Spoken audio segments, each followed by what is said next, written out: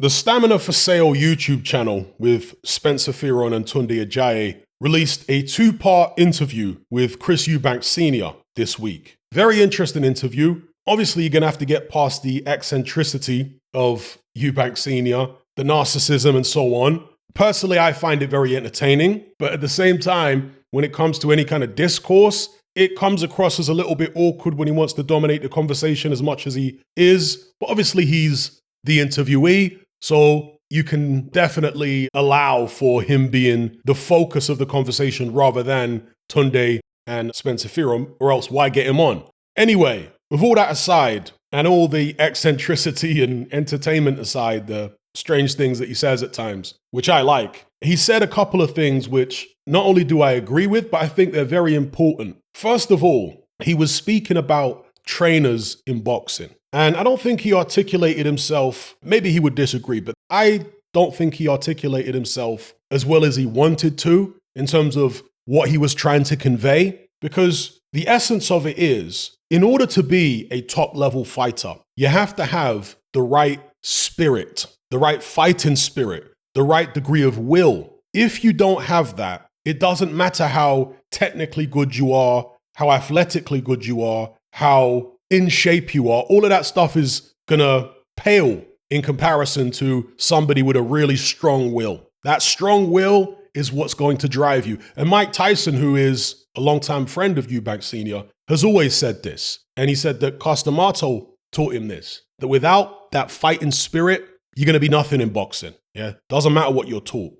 So he talks about that in relation to coaches, because he says that a lot of these great fighters, like let's say Muhammad Ali, he uses him as an example at one point. He, in EubanK Sr.'s opinion, didn't really need Angelo Dundee as much as people think in terms of teaching him technical things and how to fight in the ring. Ali had the warrior spirit in him. He developed his spirit. He galvanized his spirit through boxing, through sparring and fighting in the amateurs and life experiences and so on. That's how he steeled himself. And that is what made Muhammad Ali great. Not anything that Angelo Dundee did necessarily. And no disrespect to Angelo Dundee, but I've always felt that he was kind of overrated. And I don't want to really use that term, but I use it in the literal sense because people often use the term overrated. In fact, they usually use the term overrated to mean that someone is not very good. But that's not what overrated means. Overrated just means not as good as they are widely regarded to be. Doesn't mean they're no good at all. They might be very good. It might be a situation where somebody is placed on an impossibly high pedestal. And so while they're still very good, they're not as high as that pedestal would make them out to be. Okay, so that's what I mean by overrated. And I always thought that about Angelo Dundee, because whenever I'd hear him talk about boxing, he didn't seem like some kind of boxing scientist. You know, when I would hear Costamato talk about boxing, he was way more technical. He went much deeper into the psychology and, you know, D'Amato to me was much more advanced as a trainer than Angelo Dundee, okay? But with Dundee, obviously, he had the right kind of energy for Muhammad Ali. Ali liked the energy that Dundee had and the positivity and all this kind of thing. And so being a trainer isn't just about the technical aspect. It's also about the personality and, you know, the vibes and the chemistry with the fighter.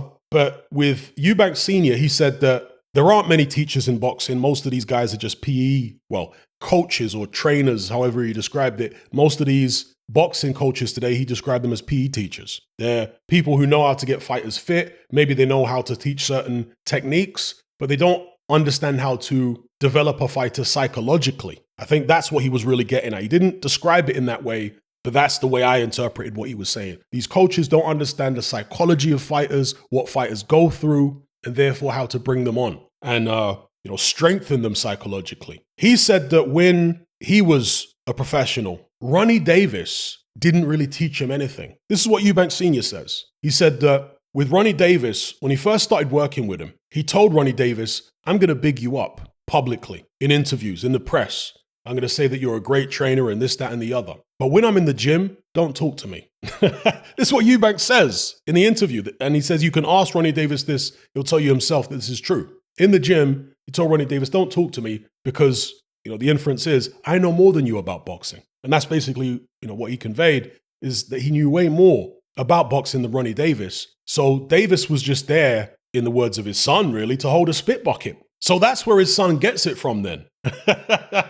This unwillingness to listen to trainers and what have you. He gets it from his dad because his dad was the same with Ronnie Davis. So people who have been saying that Ronnie Davis is being disrespected and whatnot by EubanK Jr., well, Senior was doing the same thing. So what can you expect? Now, he also spoke about Anthony Joshua. There's something which has really baffled me for years when it comes to the way people perceive Anthony Joshua in his career. There's this idea that AJ has been wrapped in cotton wool ever since he turned pro, and he's been kept away from tough fights. And I mean, it's literally the exact opposite. It amazes me that this perception still prevails with some people. No, it's the opposite. Anthony Joshua was fast-tracked. Anthony Joshua was given 2 tougher fights, and he was put in a position where he would have to encounter people he wasn't ready for. Yeah, because AJ fought for the world title against Charles Martin in his 16th fight. And while that was a gimme fight, he had no business fighting for a world title in his 16th fight, especially when you look back now in retrospect. He had no business because once you step up to world level and you've got a title, especially when you've got multiple titles like AJ eventually did, you are going to be forced to fight quality opposition. Whether you like it or not, you can't have 3 belts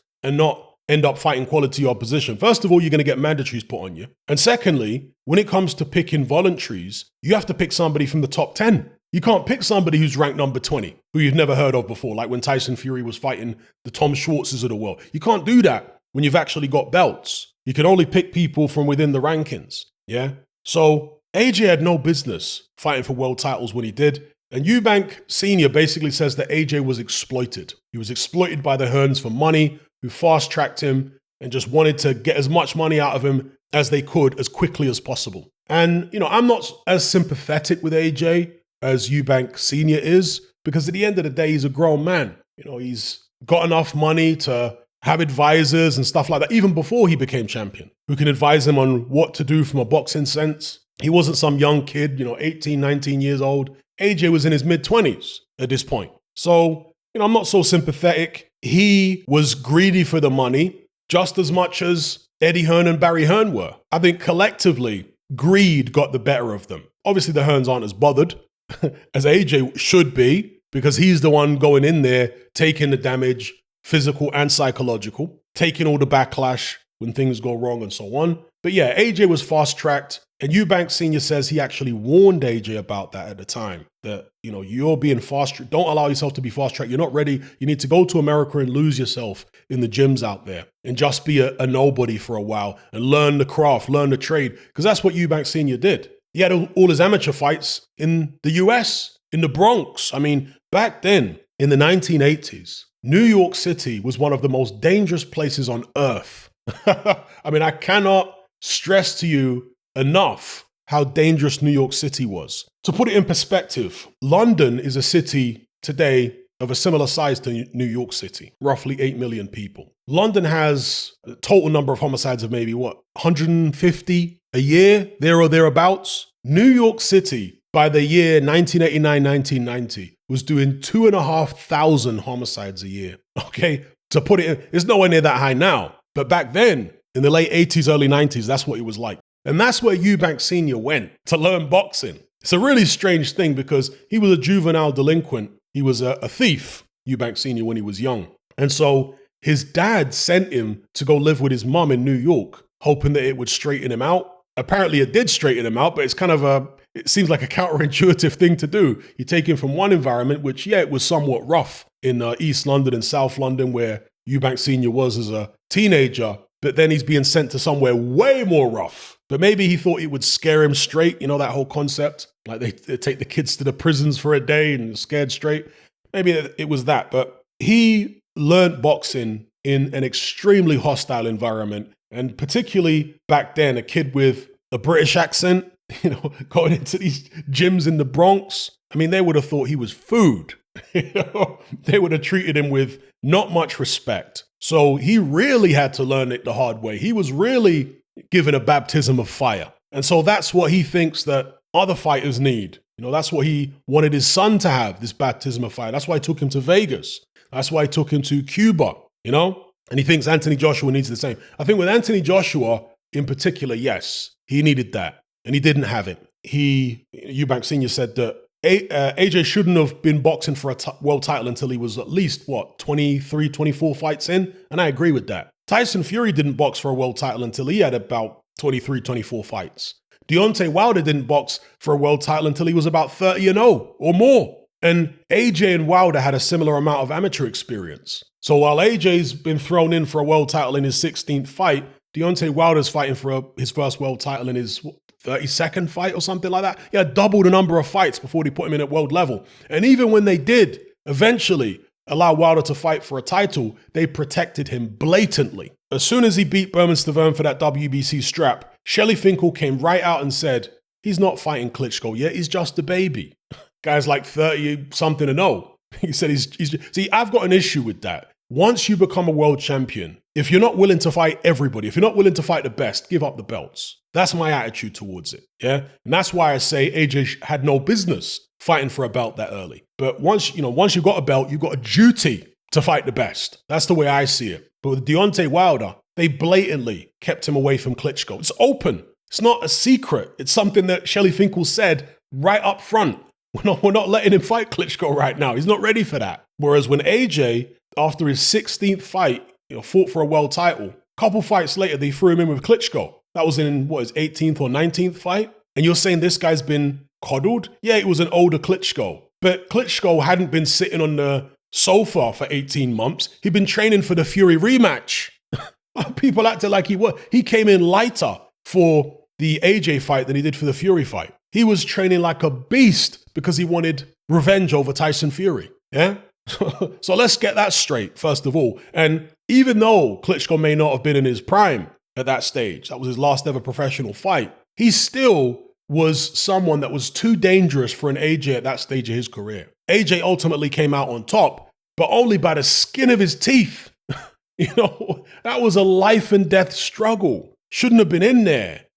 So anyway, EubanK Sr. talks about all that. In relation to his son, and this is where I kind of disagree with what EubanK Sr. was saying, and Tunde and Spencer Fearon were disagreeing with some of the stuff EubanK Sr. was saying. When he talks about the importance of trainers and how, if you've got the right fighting spirit and you've got the right kind of ring IQ, you don't really need a trainer. This is the message he was giving across. He said that there are some exceptions like Costamato, who built Mike Tyson from scratch and whatnot, but ultimately, if you're going to be a great fighter, it has to be in you. It can't be something where you're relying on trainers. I think that's true when you're talking about the absolute elite guys, but there are lots of fighters out there who, Andre Ward learned his technique from Virgil Hunter. Again, the guy took him from the amateurs. There are many other fighters in a similar situation. And not every fighter has this incredible ring IQ, this perceptive, this intuitive ability to figure things out. But they can still go on to be very, very good.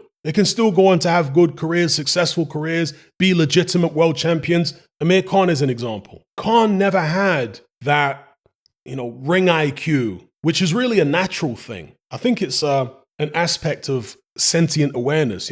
People aren't equally sentient. Some people are more sentient. They're just more aware and they're more in the moment than other people. Or in the moment's probably not the right way to describe being sentient necessarily, but sentient is just having self-awareness, right? But some people are more self-aware, not just of the fact that they exist, but of the things going on around them. They're able to react to things. They're able to put their current situation in the ring in context. The time of the round, what happened in the previous round, the way the guy reacted when he hit him with a certain shot. They're able to put all of this data into their mind and make split-second calculations, strategic decisions on the fly.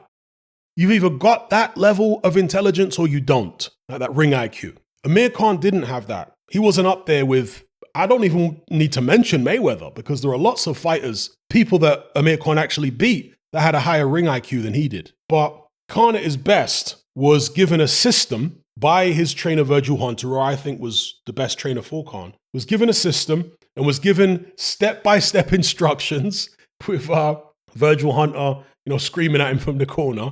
And when he followed these instructions to the T, he put on good performances, as we saw against Louis Collazo, as we saw against Devin Alexander, and so on. So that shows the value that a trainer can have. And that's something that I think EubanK Senior is really kind of underestimating or understating. And, ultimately, it isn't just about the spirit. The fighting spirit, of course, is very important. And Khan had that in droves. He had plenty of fighting spirit. But it's also about, as I just mentioned, the ring IQ. And that's something that his son has always lacked. He doesn't have the ring IQ of these elite level fighters, Chris EubanK Jr. Doesn't have it. So as much as EubanK Sr. likes to wax lyrical about how he raised Junior to be a fighter, this is what he was saying about Junior for the longest time, that he's been built by another fighter. Therefore, he's going to be elite.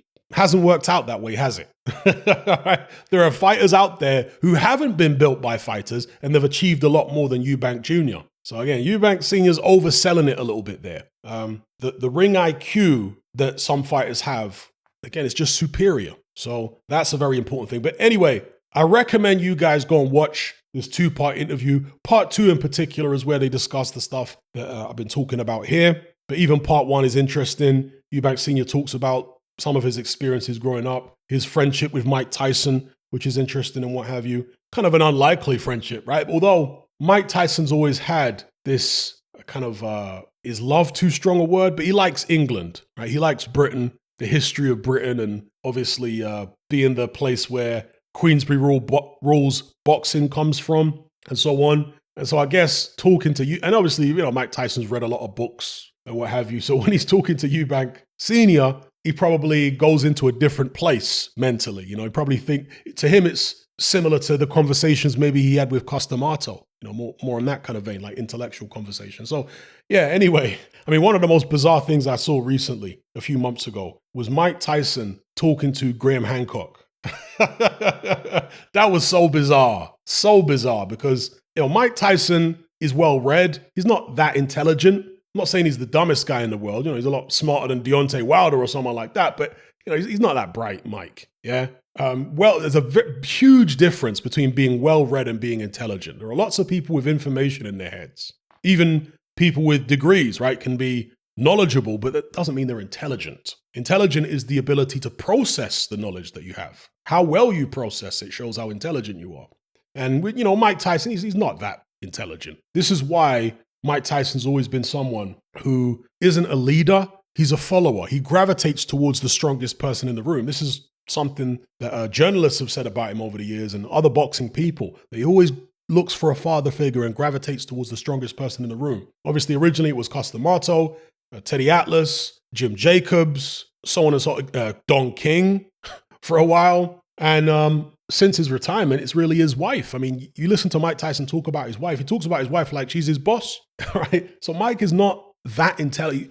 Knowledgeable, yes, not that intelligent. The level of intelligence between Graham Hancock and Mike Tyson is like, there's a huge chasm between them. That's the point I'm trying to make. That's why I couldn't actually watch it. I watched like a few minutes. I was like, no, I can't do this. Because Graham Hancock is going to have to bring himself down, intellectually to be able to really converse with Mike Tyson because he's that much more intelligent than him.